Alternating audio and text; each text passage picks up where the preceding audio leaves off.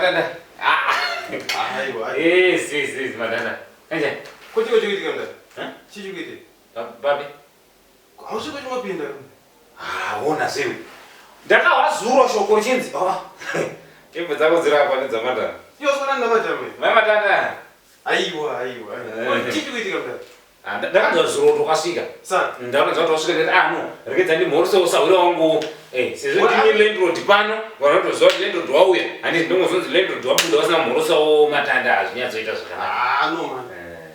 Achara namadamu rezo. Poda kusvika tindina madamu chi. Iwe uite zvakakwana zvo. Saka udati kwachena udaisongana kudini mukadzi wako mumba mangu muno. Uranyatsaimba yako kwachena udai.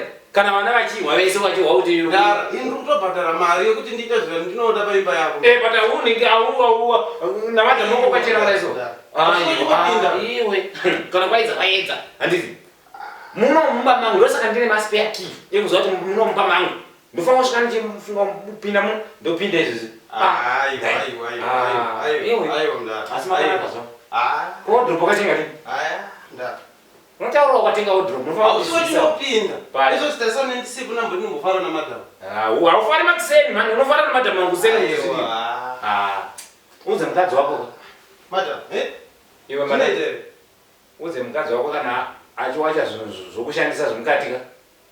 Izvotarisa anofanira kuwacha kwakachena. Hasi kuchenesa uri tu cheta mumba muno. Iwo hausiko chimopinda. Iwe ndiri kudzemba inini. Ndofanira kuita zvandoda mumba mangu. Kwete kuudzwa zvekuita nemunhu. Ngawache zvinenge mukadzi wako zvichene. Kwete izvo nyanga nyama. Zvinyatsonyangadza. Pakachongo zvawaita. Rara henyu, mai matanda rara henyu. Sara henyu mudanana matanda wenyu. Asi mumba mangu nongombaipinda ndini landlord ndingaudzwa nguva Chenda kumdara. Asi ndapinda. Nai ndingaudzwa mumba mako. Unozati ndine landlord.